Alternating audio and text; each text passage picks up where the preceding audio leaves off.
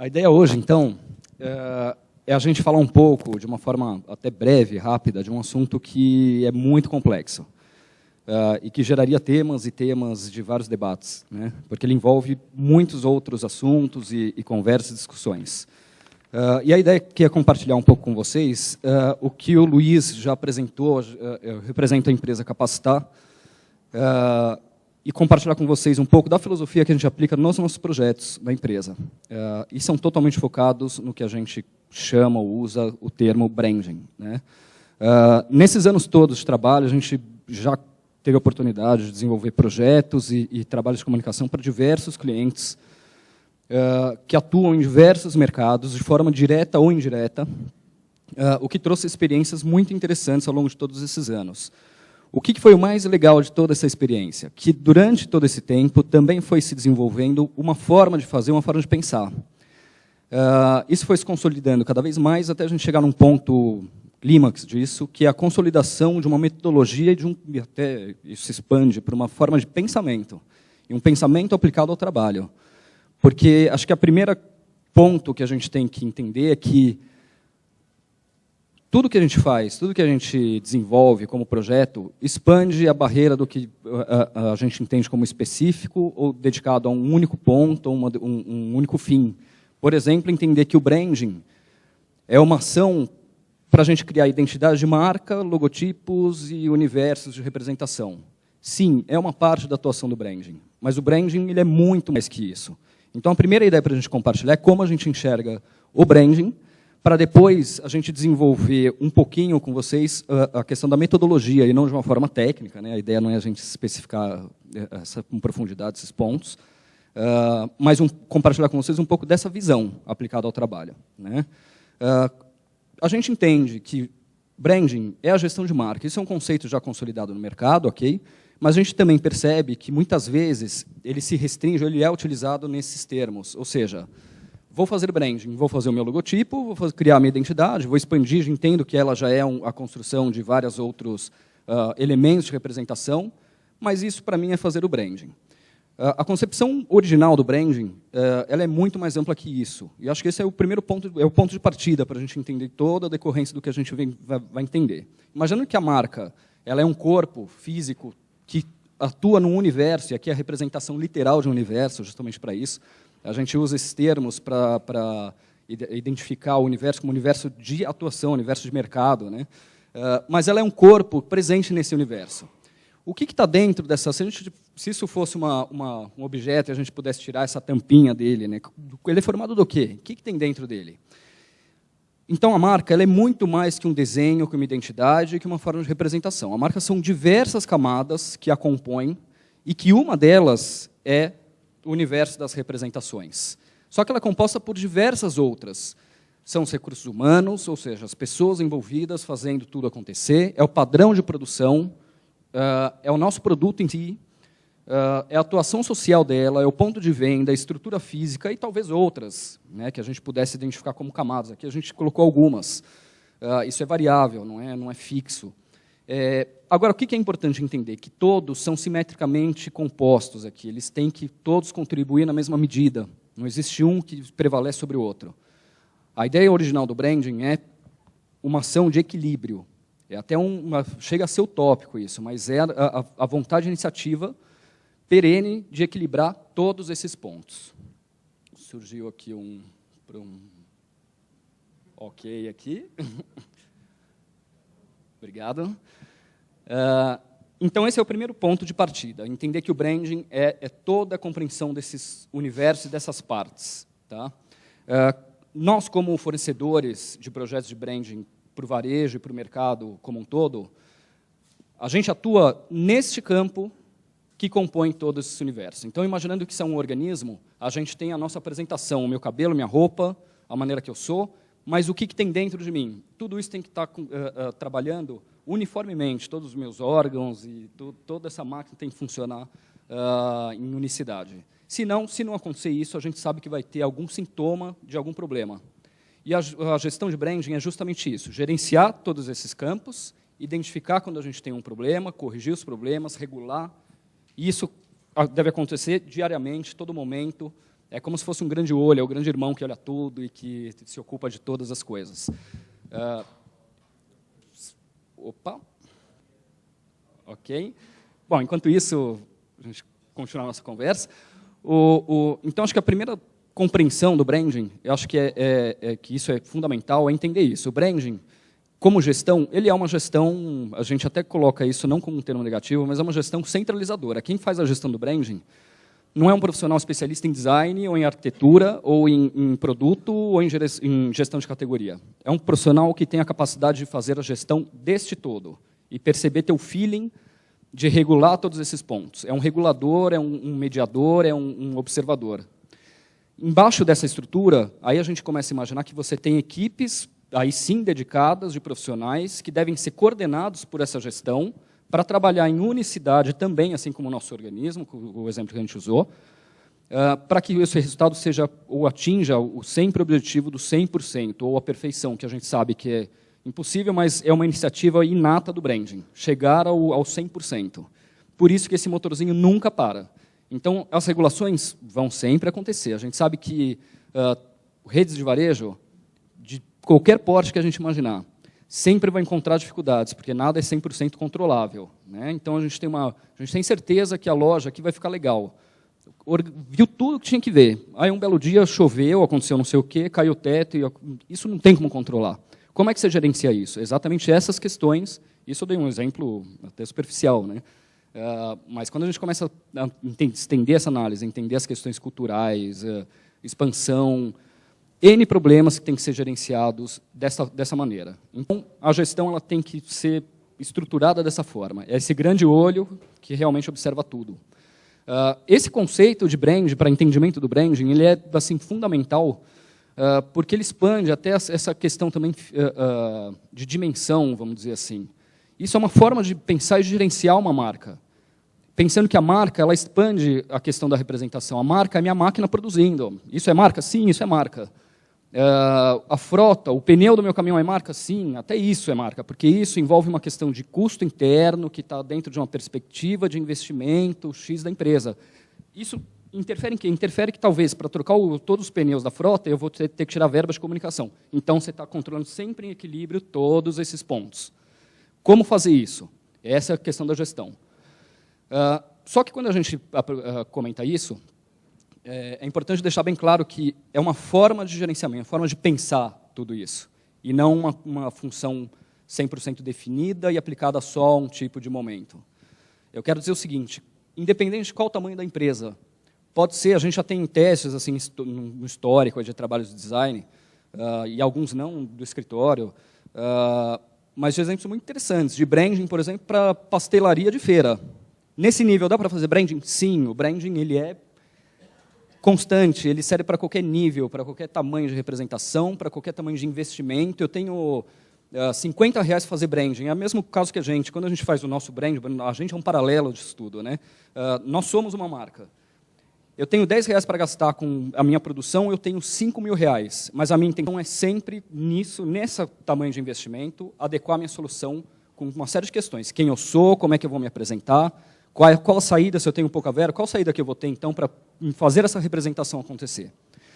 Quando a gente, então, voltando agora aqui, quando a gente parte, então, desse primeiro nível, a gente, então, comentou que atuamos neste nível do branding, somos fornecedores, especialistas nesta camada que compõe esse todo.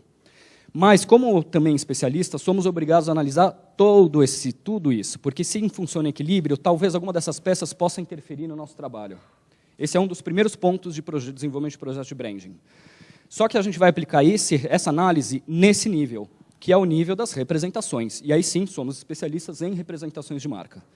Porque esse conceito é central para a gente agora desenvolver o que são essas tais representações da marca. Aqui, imaginando também numa associação de imagens, aqui, uma metáfora visual, que aqui esse corpo representa a marca, esse é o entorno da marca, tudo que ela abrange, vamos dizer assim, como o corpo interno, só que ela expande para o mundo exterior. Toda expansão para o mundo exterior, quando ela vai se comunicar com o mundo de fora, é um ponto de conexão, seja ele qual for. Não só a marca, qualquer ponto de conexão. O caminhão passando na rua, uma imagem que eu vi de relance a 1,5 km de distância, tudo isso são pontos de conexões com uma marca. Qual que é o trabalho, então? Gerenciar e coordenar todos esses pontos, para eles trabalharem de uma forma assim, coordenada. E aí vem o grande ponto, como fazer isso, né? E esse que é o grande problema. A gente não pode esquecer que tudo isso, até hoje, a comunicação ela sempre foi ligada a esse mundo subjetivo, das ideias, das sacadas, o designer é o cara descolado, é o cara que cria, o publicitário e tal. Isso vem morrendo com o tempo, é um conceito já até antigo, conservador, eu diria. A gente tem que entender que hoje um profissional dedicado à comunicação, ao design, ao branding, são profissionais dedicados a isso daqui. A gerar negócio, a gerar, desenvolver trabalhos com toda a sua especialização e técnica e tudo isso, experiência, para que as empresas, para que o resultado gere isso. Esse é o grande foco. Então, a sacada subjetiva não cabe mais nesse nível aqui. A gente está falando de técnica, coisas que têm que ser assertivas, tem que dar resultado, tem que ter meta, tem que cumprir prazo, tem que trazer retorno. Então, a gravatinha não encaixa mais nisso, a gravatinha do Mickey. Entendendo esse conceito, o ponto central é, a gente desenvolve técnicas que são subjetivas, são legais e tal. Para quê? Justamente para isso. E a gente vai passar por esses pontos legais divertidos, né? Mas sempre lembrando que o fim é este. A gente tem essa máxima de que marcas desejadas são marcas lucrativas.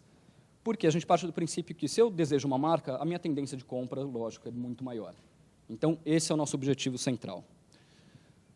Nessa metodologia que desenvolvemos com o tempo e que se consolidou, a gente foi aprofundando cada vez mais, chegamos num nível de aprofundamento científico, inclusive, teórico-científico, e essas são as principais correntes que a gente usa para desenvolver todo esse trabalho. Agora, entendendo esse primeiro passo do brand, o que é o branding? O que eu entendo de marca? Entendo que marca não é só meu logotipo, é todo esse organismo, tudo isso.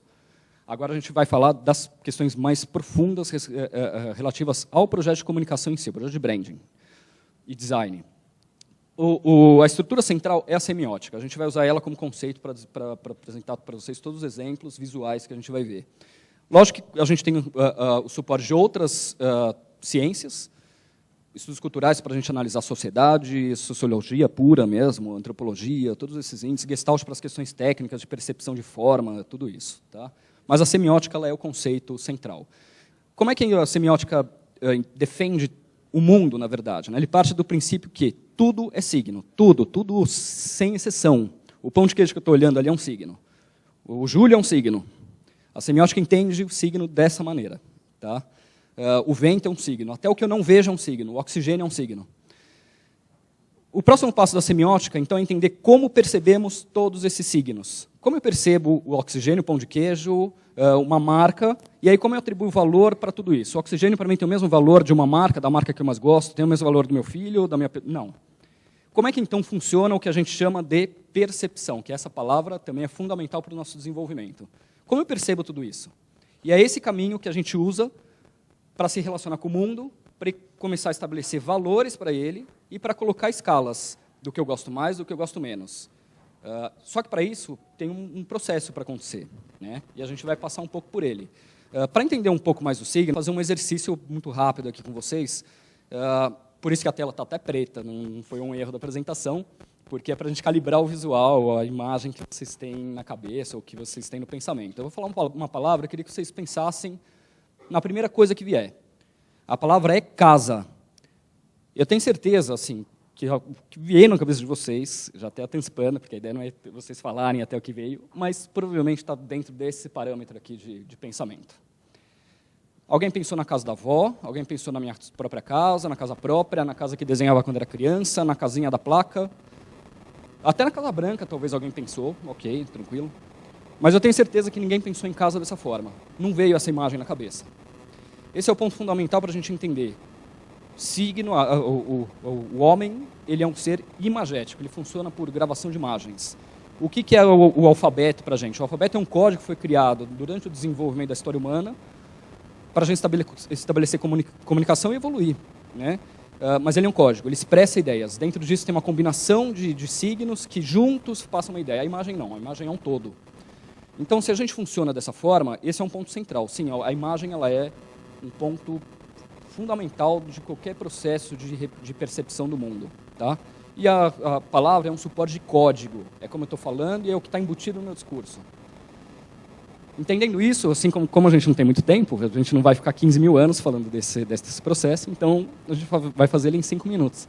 É só para a gente justificar um pouco isso. A primeira coisa que o homem fez quando ele quis representar alguma coisa, ele foi na caverna e desenhou, ele não escreveu. A escrita realmente foi um código criado. Isso já vai mostrar para a gente um caminho muito interessante. Ele foi evoluindo, e a evolução é a evolução do homem, acompanhou tudo junto, evoluiu a técnica, a coordenação motora, tudo isso. O desenho, o tipo de desenho, a gente foi na história aqui, tem todas as passagens, isso é incrível, até chegar no momento da criação dos códigos, e os códigos alfabéticos, que antes eram pictogramas, também eram desenhos, mas que depois viraram códigos, né? Toda essa evolução a gente já conhece, cada cultura foi desenvolvendo a sua própria, a gente tem hoje milhões de desenhos históricos, assim, muito interessantes de analisar. Só que a gente percebe o seguinte, quando ele começou a desenhar na caverna, o primeiro desenho que ele fez daquele animal, ele percebeu que ele tinha que fazer algum registro de uma coisa muito importante, algo que ele não conseguia explicar ou dominar ou entender, que seja, né? Sabendo disso, e entendendo toda a evolução de signo, que foi de todos os tipos e todos os jeitos, a gente tem um exemplo aqui muito interessante para entender justamente esse processo. Essa teoria, na verdade, a gente está entendendo o que já acontece. O homem ele pensa assim desde que ele é homem. A gente não está criando uma teoria que é uma novidade. Não, a gente só está começando a entender como a gente pensa. É só isso.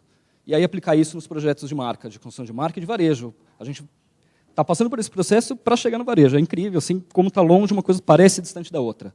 Mas é isso que sustenta. Quando a gente chega nesse processo histórico, quando a gente chega nesse ponto, a gente imagina a evolução histórica, isso daqui já na Idade Média, e período de colonização. Isso é um emblema, é um brasão, né? A gente já, pela característica, a gente já conseguiu perceber isso, ok. Só que tem uma questão muito interessante aqui. Quando a gente está olhando isso, a gente não está olhando isso, né? A gente está olhando isso daqui. Então, esse é o primeiro entendimento da base da teoria. Ou seja, o homem, quando ele desenhou na caverna, fez o primeiro traço que ele fez, ele não queria desenhar aquele animal. Ele queria desenhar isso aqui. Ele queria desenhar um sentimento dele em relação àquilo. Era o animal correndo, nervoso, porque ele poderia ter representado como? Ele escolheu uma forma de representação. Então, ele já fez uma série de seleções de valor, de questões que ele envolveu nisso, para representar daquela forma e não de outra. Isso é o conceito também central, a gente está desenvolvendo esse conceito, está aprofundando ele cada vez mais. Tá? Isso é também outro ponto fundamental para o entendimento do branding. Então, isso é uma marca. Poderia ser uma marca comercial. Se a gente entender como marca comercial, isso é um logotipo, ou qualquer termo que a gente queira usar para definir isso. E aí eu desenho uma marca para uma empresa que é assim. Só que, quando as pessoas vão olhar isso, elas vão ver isso, na verdade. Esse entendimento, então, a gente passa para o seguinte, um exemplo comercial agora, porque num paralelo, né, para entender aquilo na nossa vida diária. Quando eu vejo isso, eu estou olhando o quê? Eu estou olhando isso, eu não estou mais olhando uma onda. Meu cérebro não percebe uma onda, ele percebe o quê? Eu começo a lembrar de quando eu tomava Coca-Cola com a minha avó, e de domingo, do almoço, da galera que eu fui na praia. É isso que eu vou lembrar. Isso é um elemento de passagem, é uma chavinha que eu vou encaixar no meu cérebro, vou girar essa chave, e aí ela vai me abrir isso daqui, essa portinha para isso daqui. Entendendo agora como projeto de branding, e nós como profissionais, fornecedores, o que a gente tem que pensar é, eu tenho que criar isto daqui, esta relação, isso, e criar uma representação para isso, um sinal que seja a minha chavinha, que eu vou encaixar no cérebro das pessoas, que ela vai girar e que ela vai ver isso aqui. Entendendo isso, a gente aprofunda então mais um pouco essa ideia. Sabendo o que é signo, a gente volta para a semiótica por uma questão técnica rápida. Tá? A semiótica ela explica o signo em 3 níveis. Ela divide tudo, o oxigênio, inclusive, como eu tinha falado antes, ela divide o oxigênio em 3, o pão de queijo em 3, tudo em 3. Isso por uma das vias do entendimento semiótico. Tem pelo menos 7 ou 8 teorias diferentes de semiótica. Tá? Essa que a gente aplica, que é de um filósofo, pensador, matemático do século passado, chamado Peirce, e que é o conceito semiótico mais aplicado em comunicação, porque ele tratou de questões visuais, ela era muito concentrada na linguística, mas ele entende que tudo é dividido em 3 níveis, e ele chama esses níveis de ícone, índice e símbolo. Esqueçam qualquer sentido que vocês já conheçam disso, porque o ícone para a semiótica é outro significado, o símbolo é outro significado. E a gente vai entender agora eles segundo essa ótica. Quando a gente vê isso daqui, de novo, eu vou passar pelo exemplo muito parecido com o anterior, mas agora já no conceito semiótico. Quando a gente vê isso daqui, não precisa explicar nada sobre isso daqui. Tem uma história, até a gente estava conversando sobre isso, as coisas estão por trás disso, como o desenvolvimento mesmo, o cara que pensou, o que ele representou, tem a Cruz de Malta, isso foi feito na época da ditadura, a gente descobriu, e queria representar as questões de força, que eram símbolos usados pelos antigos e não sei o quê. Ótimo, legal. Só que na rua, todo mundo é isso, ninguém está nem pensando nos antigos, no brasão, do Vasco da Gama, não sei de quem. Está pensando nisso que a gente vai ver. O cérebro ele vai dividir qualquer signo então, em 3 níveis, inclusive aquele.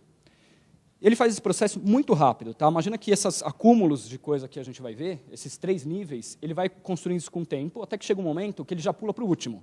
Ele passa os 2 e só vai sempre para o último. A gente vai passar agora pelos 3 em sequência. Quando ele pensa naquilo, ele vai fazendo um mapeamento no cérebro, ele vai abrindo várias gavetinhas para dizer, aquilo está ligado não a mar, não tem a ver com mar, não tem a ver com isso, não tem a ver com TV, tem a ver com grama, com elementos X.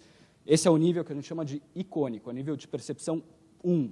Ele está abrindo as gavetinhas, lá, acessando todos os arquivos cerebrais, e está mapeando isso. Então aquilo tem a ver, primeiro, com esse universo de coisas que são muito básicas, que a gente percebe em primeiro nível, quando a gente olha o mundo, que combinadas começam a ter padrões e sistemas que você já consegue identificar várias coisas. Então, a grama que a gente viu lá continua aqui. Só que agora ela está aqui junto com isso, junto com isso, junto com isso, junto com isso. Então, isso tudo já formou um outro tipo de imagem. Você passou para o segundo nível. Isso aqui é inicial. É o nível do índice. Isso indica uma outra coisa. Por enquanto, eu não tenho nenhum valor. Eu estou vendo bola, então, eu já sei, é futebol, legal. E o principal qual que é? É o terceiro. Tudo aquilo, na verdade, é isso. A grama continua aqui. O cérebro, então, ele percorre esse caminho para entender o mundo. Tudo. O oxigênio também ele vai fazer isso. Tá? Entendendo o seguinte. O ícone está aqui, ele mapeou no cérebro. Aquela imagem tem a ver com, acho que futebol. Ele foi lá nos arquivos de futebol. O que tem a ver com futebol? Grama, não sei o quê, couro, nananana. Foi ele elencando uma série de coisas, foi abrindo as gavetinhas. O que estava fora, ele deixou de fora. Isso é um processo de seleção. Esse é o primeiro entendimento do cérebro. Ele é limitado, ele seleciona, ele não consegue pensar muita coisa. Então, esse é o ponto central para entender o desenvolvimento de uma marca. Em que sentido? Em que sentido que, quando a gente vai aplicar isso em projeto, o primeiro caminho é estabelecer os 3 níveis de representação da marca. Aonde eu vou encaixar minha marca na gavetinha dele lá? Esse é o primeiro índice de desenvolvimento. Aqui a gente vai ver uma questão prática já aplicada. Eu estou olhando aqui um universo, X, e aí até eu vou deixar livre para vocês verem isso, porque isso vai se compondo. Isso é um nível icônico. Vocês já estão reconhecendo uma série de coisas aqui. Num segundo passo, aquelas coisas já estão dentro de outras aqui. Já está aqui, o couro está aqui no meio, o outro está aqui. Isso é um trabalho que a gente desenvolveu no escritório para uma marca. Projeto de marca total, de naming e visual. Tá? Lembrando que o signo, só voltar um pouquinho, porque semiótica, quem tem signo é tudo, palavra é signo. Naming é signo. Então, como é que ele divide o naming? Em 3 níveis. Qual que é o nível icônico do nome? Qual é o nível inicial? Qual é o nível simbólico? Mesma coisa. Vamos entender que isso se aplica a tudo. Quando eu volto sempre no exemplo do oxigênio, para fazer esse paralelo. Não é a marca, é tudo, tudo, tudo, tudo. Então, aqui, no nível inicial, para a gente montar um mapa simbólico. Então, essa marca que a gente estava desenvolvendo, ela tinha que atingir ou navegar por este mapa, por este nível aqui de classificação das nossas memórias aqui, cerebrais. Tá?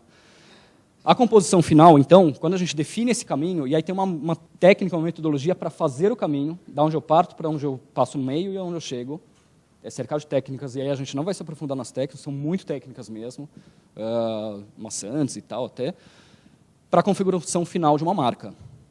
Então, aqui a gente tem alguns índices já. Uma marca tem que representar esporte, você tem que ler, tem que atender uma série de pontos de percepção combinados, que são paralelos, ou seja, rapidez de entendimento, um símbolo sintético, ao mesmo tempo que ele tem que ter peso, tem que se destacar no meio de tudo, e até já fazendo uns paralelos, assim, que uma coisa que eu não falei, mas todo mundo já entende isso. A gente vive num mundo que é signo, tudo é signo, e são muitos, são muitos, são muitos. Qual que eu seleciono para guardar dentro da minha cabeça? Porque a maioria deles, se vocês forem pensar, aí pensa nisso depois quando chegar em casa, quem vai lembrar qual que era a forma exata do teto ou do tipo de chão? Qual que era o tipo de ranhura que tinha no chão? Dificilmente alguém vai lembrar disso. O cérebro vai falar, não, isso não tem como guardar porque eu sou limitado, eu vou guardar as outras coisas que eu vi, aí a foto do protesto, esse eu vou gravar, o gol do Neymar, beleza. Ele prefere o Neymar do que a ranhura do... Para alguns, tá? Talvez alguém olhe e fale, olha que ranhura interessante. O Júlio, por exemplo. Entendendo isso, então, a gente tem todos esses índices paralelos, tá? Mas configuramos uma marca e a gente começa a criar todo esse universo. É go on, porque go on significa movimento, vamos aí para cima, aí você começa a definir todo esse universo e tal. Em decorrência, a gente parte de um ponto e começa a expandir, vai expandindo, vai expandindo. Porque isso vai abrindo frentes. É uma árvorezinha que começa com uma semente, vai, até chegar na publicidade e comunicação. Daquele centro que começou com a grama, até onde eu posso chegar? Eu posso chegar até o Pelé comemorando um gol, o Neymar, até nesse nível, saindo da grama chegar nisso. Então, o processo é esse. O que eu posso fazer com a minha marca? Aí a gente começa a estabelecer todo o universo de representação, seguindo todos os critérios técnicos. E aí, como isso é aplicado no meu dia a dia, e como isso segue, e como isso está coordenado. Que o principal ponto é coordenação. Voltando para aqueles exemplos sempre dos gráficos, nosso objetivo é equilíbrio, sempre daqueles pontos todos, simultaneamente, né? E aqui alguns exemplos desse projeto, em todos os níveis. Começa com a marca, começa com a ideia central do ícone, e chega até o site, a publicidade, todas as formas de conexão. Esse trabalho, como branding, então, ele deve se expandir para onde? E aí, lembrando sempre, é o trabalho específico daquela parte das representações, e não do todo, né? Ele chega até onde? A maneira como esse vendedor está vendendo o produto, que linguagem ele está usando? Ele usa, vamos aí, ou vamos, Vossa Excelência, ou e aí? Qual que é o termo que ele está usando? Isso tem a ver? Eu sou uma marca, eu vou me apresentar, bom dia, Vossa Excelência, gostaria de ver produtos de esporte, é assim que eu me apresentaria? Ou seja, coordenação. Como eu estou coordenando, então, todas as frentes? A gente vai entrar agora num outro nível de análise. Eu até tinha antecipado aquilo, porque eu volto para cá para a gente dizer o seguinte, concluindo toda essa parte. A gente não mudou. Desde que a gente começou a fazer isso, a gente continua fazendo até hoje. E continua, e não para, e não para, e não para. Até tem um índice interessante aqui. A gente, aqui nesse ponto, né? Ok, temos muito. Agora, qual que a gente seleciona? Qual que fica? Qual que retém? E aí que a gente volta na seleção. O outro, passando agora para os pontos finais aqui do entendimento da metodologia. Qual que é, então, o critério de seleção? Então, isso é construído por percepção. A semiótica, então, parte que o signo você vai perceber. Para perceber, então, a gente vai usar os nossos mecanismos de receptação. Quais são? Os 5 sentidos. Esse é o primeiro ponto. Entendendo, então, já como o projeto o branding, ele se ocupa de todos os sentidos. Eu vou fazer uma marca, eu não faço uma marca visual. Eu faço uma marca visual, tátil, sonora, olfativa e gustativa. Simultaneamente. Minha marca é de esporte. Não, mas ela tem que ter um gosto. Se fosse representante, não vou usar nunca, mas ela tem que ter um gosto. Qual que é? Tudo isso a gente também coloca um último nível, que é o nível todos eles somados, que é o nível do sexto sentido, o sexto nível da marca, né? Que é esse nível da percepção da personalidade, do sentimento. Tá? E quando a gente chega nisso, a gente define o tal espírito. Esse é o espírito do que a gente quer fazer, né? Aprofundando mais ainda a metodologia, então a gente está indo nesses níveis. Tá? O próximo ponto de análise no projeto é contexto. Aqui um exemplo prático disso. Dos pontos centrais para análise de contexto. Então, ok, eu já sei que eu tenho que criar um signo, vou passar pelas 3 formas de representação em níveis, eu vou atender a dinâmica do branding, que é aquele trecho, agora vamos dar mais um passo nisso. O próximo ponto de análise do projeto, contexto. Imagina que eu sou uma marca e vou lançar este símbolo, e eu sou uma marca oriental. Todo mundo olha isso e fala, nossa, positivo, para cima, legal, tem uma história por trás disso. Vamos expandir para o mercado alemão? Opa! Né? Então, imagina nessa situação. Vamos expandir para o mercado alemão. No mínimo, então, o que a gente tem que fazer vamos analisar o nosso contexto, vamos analisar para onde a gente está indo, como é que eles pensam, o que eles olham. Isso também para todos os níveis, visual, texto, naming. Vamos expandir o mercado? Isso é marca, tá? Não foi inventado não inventei isso. Né? Então, eu não estou dizendo se isso é certo ou errado, tá? A questão não é essa que a gente discutir assertividade. Talvez tenha sido uma decisão estratégica, sim, andar com isso. Mas será que lançar um carro com essa coincidência de um nome, de uma marca, de uma bandeira de cartão de crédito, ok? Vamos sentar numa mesa e vamos discutir estrategicamente isso. Mas isso é análise de contexto. Eu estou entrando aonde e como vou entrar. E como as pessoas vão entender isso lá. Outro ponto central do contexto. Com quem que eu vou falar? A gente tem que imaginar que o mundo ele é feito de milhões de pessoas. A gente pode até separar por grupos, mas esses grupos formam subgrupos e subgrupos. Eu tenho o grupo do surfista, mas tem surfista que é executivo, tem surfista que é largado e fica na praia. Isso serve para tudo, para todos esses tipos, né? Outro índice, que esse é o fundamental, que a gente chama de espaço-tempo. Então, eu passei pela análise do mercado, passei pela análise de público, estou analisando o contexto, de onde eu estou entrando, com a minha marca, do mercado que eu vou atuar. O próximo é espaço-tempo. Aonde eu vivo e em que momento que eu vivo. E aí eu vou adequar uma série de sinais. Por que ninguém sai na rua assim? Hoje até é capaz de ter, assim, mas... mas tem um índice que diz para a gente, em algum momento essa pessoa virou, opa, esse cabelo nada a ver, mas vou ter que cortar. Que momento que a pessoa pensa isso? É a análise do espaço-tempo. Esse índice, por exemplo, é muito interessante e é super técnico para apontar caminhos de redesign. Em que momento eu vou fazer um redesign? O princípio é, em que momento eu me olho e vou cortar o meu cabelo? Aqui é um exemplo clássico de mudança radical de redesign. E um outro muito interessante, que aqui, historicamente, como isso foi mudando, ainda mais a Globo, que ela tem uma questão tecnológica por trás da representação, então ela é obrigada a ficar mudando isso a todo momento. Qualquer empresa de tecnologia está fadada a isso. Né? Mas como uma coisa sai desse nível para esse, e como se a gente hoje apresentasse isso e falava, oxe, mas isso para uma TV, não sei, hein, talvez esteja meio fora. Tal.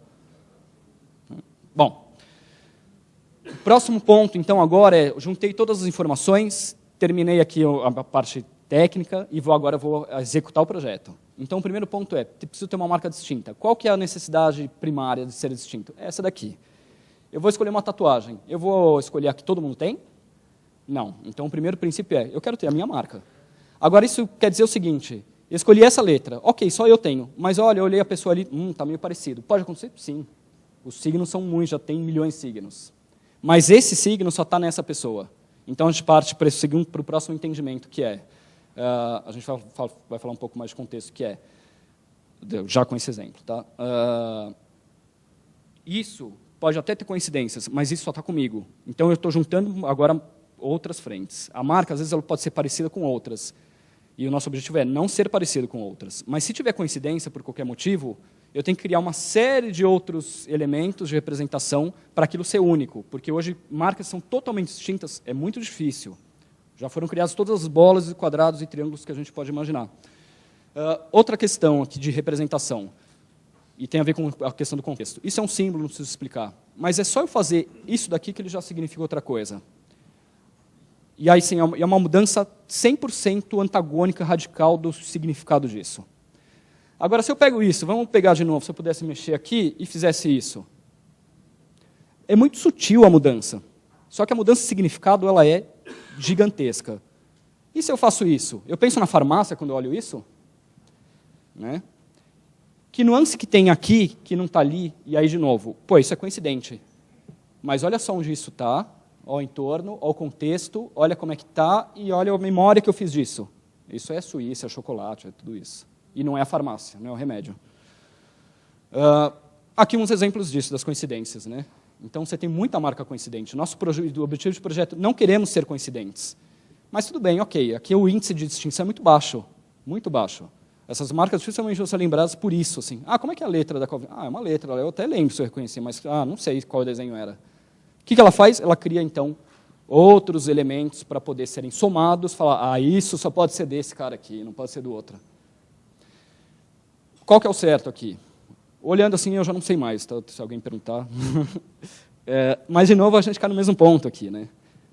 Isso está somado a outras coisas. Não estou dizendo que isso é correto. Não, o objetivo, nem certo nem errado, tá? De novo, não é esse o ponto. O objetivo, estou querendo dizer dos objetivos de projeto, é ser distinto.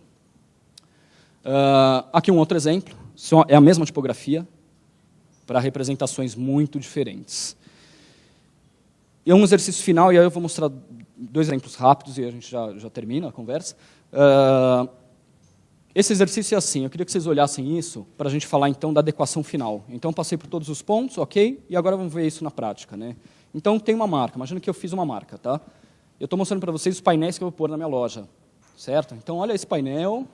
Olha esse outro, o que vocês estão achando? Eu estou apresentando para vocês. E a marca é essa daqui. Certo? Por que isso, assim, essa reação? É óbvio, o cérebro já diz, não, peraí, não tem nada a ver uma coisa com a outra. Isso daqui só pode ser isso. Isso daqui, aquela foto, poxa, só pode estar ligado com esse tipo de letra, com todas essas mensagens embutidas. Quando eu olho isso, eu lembro, nossa, de performance, de corrida, do Ronaldinho, eu ponho o tênis e eu corro mais rápido. Isso é a questão da organização e unicidade de todos os elementos de representação. A gente tem que se ocupar de todos os detalhes, inclusive da tipografia, que não pode ser Arial, e que eu usaria, nesse caso, como tipografia. Não pode ser Arial. Eu não posso ter uma representação de imagem dessa e chegar e usar uma Arial para fazer a minha tipografia complementar, pelo amor de Deus. Né? E aqui eu não preciso nem explicar as inadequações de representação. Aqui acho que está bem, o próprio Nike explica. Né? Aqui está tudo coordenado. Para finalizar, então, a gente vem no nosso ponto de dia a dia, como fornecedores, como clientes, o que é o branding, então, para o varejo. A gente vai ter outro palestrante que vai aprofundar mais essa conversa. Mas como representação, e como projeto, a gente entende que a única nuance do branding aplicado a qualquer nível, lembra que eu falei, ele serve para pastelaria, serve para qualquer tamanho de negócio, para qualquer tamanho de dinheiro. E o objetivo dele é gerar dinheiro. Esse é o ponto. Esse é sempre e aí a gente vai conversar no seguinte termo. Como eu, como profissional especialista nisso, posso te ajudar a ganhar dinheiro nessa ferramenta que ela é fundamental na composição daquele todo de uma marca? Ok.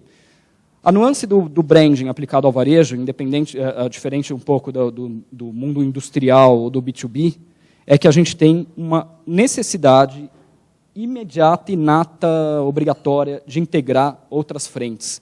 Porque a frente principal de um projeto de branding é o design.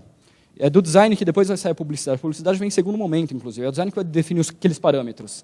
O publicitário ele vai pegar essas informações e falar, tá, eu sei que tem que ser moderno, usar essa imagem, beleza, agora eu vou pensar numa questão pontual de comunicação para atender uma demanda pontual da empresa. Vender mais, melhorar a memorização da marca, ok. O design ele veio antes. No caso do projeto de branding, a gente tem que somar essas três frentes. Porque o branding para varejo é a unicidade desses pontos. A marca, imaginando aquele quadro, tudo que representa a marca, a loja é a marca. Eu não tenho como desenvolver um projeto que eu separo a marca da loja. Vamos fazer primeiro a loja, e depois a gente vai pensar... Acontece. A dinâmica do mercado, às vezes, não permite que a gente faça... Ok, e é uma realidade. E a gente tem que se adaptar às realidades. Isso não é um problema. A gente tem que dar a solução. Mas eu estou dizendo do mundo ideal. O mundo ideal é integração. A marca é a loja, e a loja é a marca. E aí a gente tem todas as nossas decorrências e dia a dias, como todos os participantes disso. E agora a gente vai para os exemplos práticos que concluem todas as ideias. Tá? Esse acho que é muito interessante, porque ele segue à risca praticamente todos os bons exemplos. Né? Começa por uma marca que é extremamente sintética, fácil memorização, é quase uma placa isso. Isso é bombástico, assim, o cérebro pega isso e já guarda, ele fala assim, nossa, colou. Só que para ele colar mesmo, eu vou passar uma super bonder no negócio. Por quê? Eu vou encher ele de outros índices, que ele vai falar, não, é isso aí mesmo, não tem nem o que falar, pelo menos na seleção de percepção dos signos, porque tem outros mercados do meu lado. Imaginando que é uma marca que tem uma penetração enorme, é uma rede gigantesca, então imagina os problemas de gerenciamento que eles devem ter, milhões. Né? Mas olha como eles compõem o universo. Então, a gente fala de uma marca de varejo. Uma grande questão é, eu tenho uma marca de varejo, mas a gente fica falando de institucional, eu não vou investir em institucional porque, não sei o quê, eu quero vender agora. O projeto para varejo de brand ele tem que ser combinado, ele tem que ter institucional. Institucional é construção de marca a longo prazo. É uma marca forte, que eu vou poder fazê-la perdurar por anos. Só se o objetivo é matar a marca em um ano. Ok, aí a gente repensa a estratégia de representação. Mas vamos partir desse princípio, toda marca quer viver para sempre. Então, a gente tem que fazer institucional. E tem que pensar uma forma estratégica de controlar essa verba para isso. Só que a gente tem que vender imediatamente. Mas é possível? Sim. Eu estou criando um mapa visual aqui enorme também. De novo, ele é bombástico mesmo. São 3 cores. Assim, isso não tem nem assim como falar. Permite milhões de experiências e brincadeiras. Estender isso ao máximo. Você sempre vai ver novidades, sempre. De um objeto que é sintético ao máximo, você começa a ver ele sempre novo. Aí a gente vai para o nosso ambiente de loja. Eu coordenei? Eu coordenei, até no meu carrinho eu coloquei, até nas telas, até na minha fachada, tá?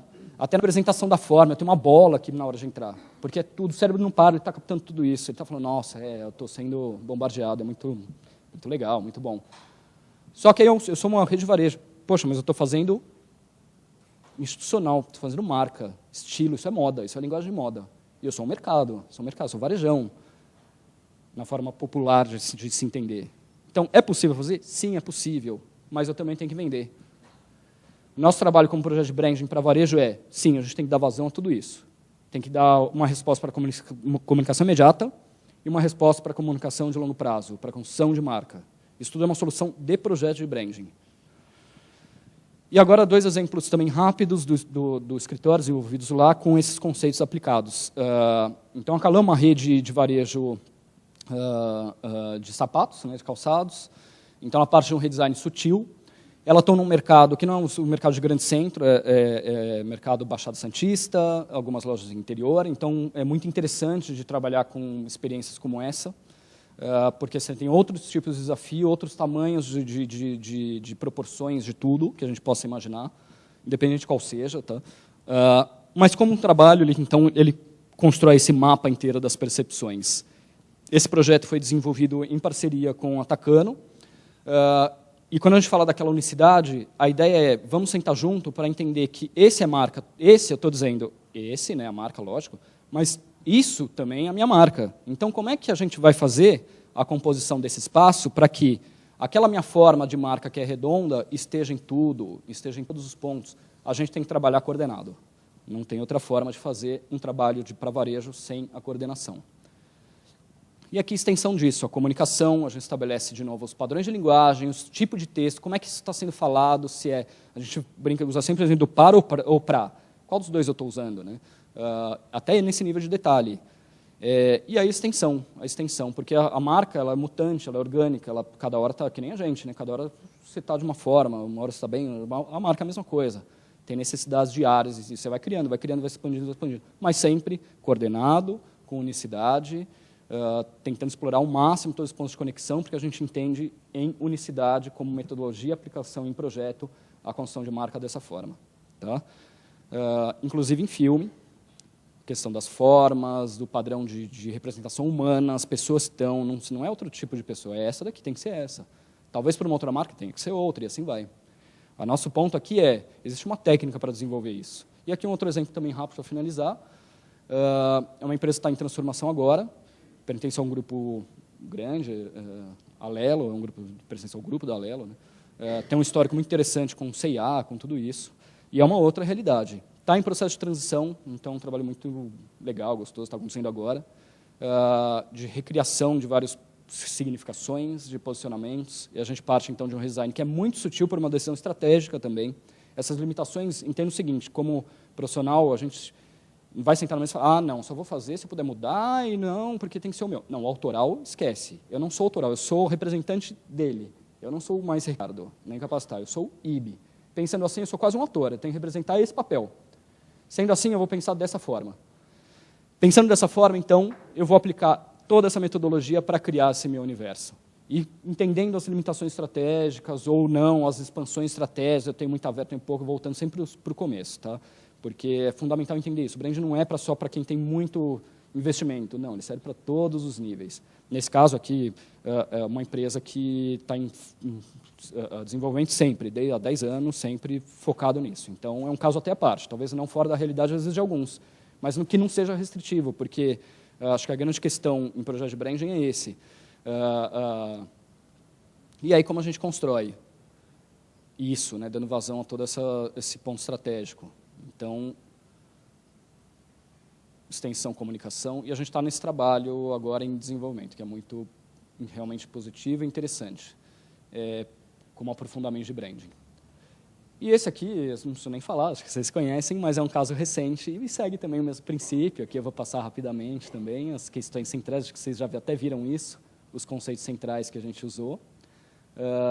Mas é um exemplo de redesign. Então, a atual marca da Biesv exemplifica isso. A gente usou toda a metodologia também aplicada aqui. E a ideia é o quê? A gente construir esse universo de representação. Isso que represente a todos nós também da mesma forma, com o mesmo princípio. Né? Bom, acho que aqui um pouquinho, estendendo um pouquinho dos exemplos, para vocês relembrarem, porque na verdade já está ali do lado. Né? Mas são exemplos de aplicação em projeto. Então, uma instituição, uma empresa que tem grande capacidade de investimento e do grupo financeiro, como o IB, uma empresa de mercado não central, como a Calã. Eu sou uma empresa agora que só tem uma loja. Ok, estamos aqui para isso, para dar solução para todo esse tipo de projeto. Tá bom? basicamente esse é o resumo, então, do espírito da coisa. Esse tem por trás daquela capinha quando a gente tira a marca. Tá? E eu espero que tenha dado para perceber um pouco disso. A gente realmente não quis se aprofundar nas questões técnicas. Quando é técnico, realmente é meio maçante, ia ficar meio chato aqui. Mas aí depois, se quiserem questionar alguma coisa, perguntar, a gente vai ter os debates. E os palestrantes que vão vir por aí vão aprofundar ainda mais os conceitos, então vão enriquecer muito ainda a todas essas noções. Tá bom? Queria agradecer a todo mundo pela paciência e é isso aí. Estamos aí. Obrigado.